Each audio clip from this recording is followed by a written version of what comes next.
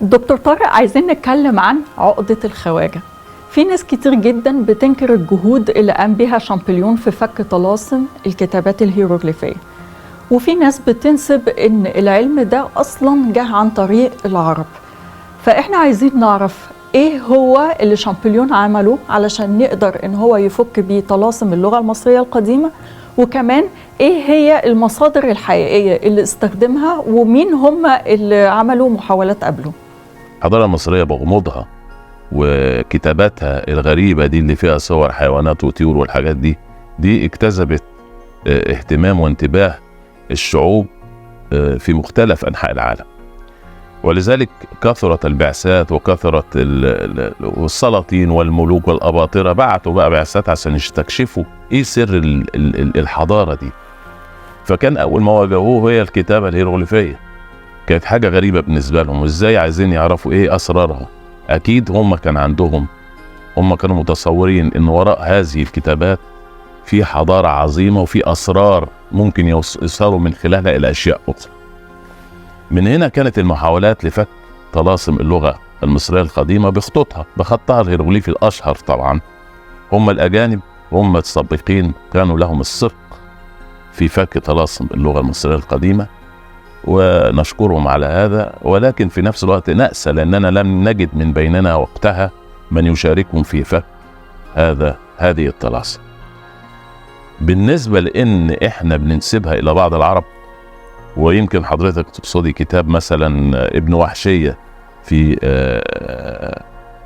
رموز الأقلام، في كتابه اسمه رموز الأقلام. ابن وحشية كان له محاولة جادة جدا في إنه هو يحاول يصبر غور هذه العلامات الغريبة، وحط لها معاني وبدأ يسردها، لكن في الغالب هي كانت معاني غريب بعيدة كل البعد عن اللغة المصرية القديمة. يعني هي لا نستطيع أن نعتمد عليها في فك أو في قراءة أي نص مثلا، يعني حتى في النهاية، يعني في المحصلة النهائية. لكن هي محاولة لا بأس بها، محاولة كانت ضمن سلسلة محاولات. يمكن يكون في واحد تاني أو تالت حاولوا ان هم يفكوا من العرب برضه، لكن فشلوا في انهم يصلوا الى هذا. هو كان ينقصهم المنهجية، والمنهجية كانت تقتضي المقارنة، وده اللي نجح فيه شامبليون بعد محاولات عديدة لعلماء أجانب آخرين. يعني أكربلاد السويدي وزويجة، ودول زويجة وأكربلاد والناس دي كلها، كل واحد أخذ فترة في فك جزء من هذا وتوقف، والطريق كان مسدود بالنسبة له. لكن جان فرانسوا شامبليون كان أكثرهم مثابرة وصبرا، واستطاع بمنهجه العلمي، لأنه قارن، كان يعلم باللغة اليونانية عن طريق حجر رشيد، عالم باللغة اليونانية، وكان عالما أيضا باللغة القبطية. فمن هنا قارن النصوص واستطاع أن يفك طلاسم اللغة المصرية باختصار. المنهج منهج مقارنة اللغات والخلفية، أنت عندك لغات تستطيع من خلالها تصل إلى النطق الصحيح للغة المصرية عن طريق اللغة القبطية. اللغة القبطية كانت مستعملة ولا زالت مستعملة في الأديرة، في بعض الأديرة والكنائس، فهي الباب الأخير للنطق اللغة المصرية. اللغة القبطية كتبت باللغة اليونانية، ولذلك يمكن الكلمات بتكون لها نطق مختلف قليلا، لكن هي لا تبعد كثيرا عن اللغة المصرية القديمة.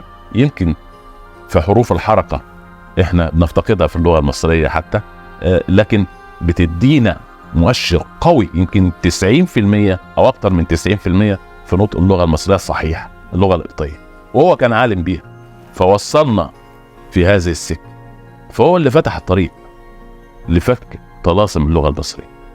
فهو نستطيع أن نقول ليست عقدة خواجة، وأنهم هم كانوا لهم السبق في هذا، ويجب أن نعترف بهذا ونشكرهم على هذا، ولكن نأسى في نفس الوقت على أننا لم نلحق بهم اللحاق الذي يناسب هذا الوقت.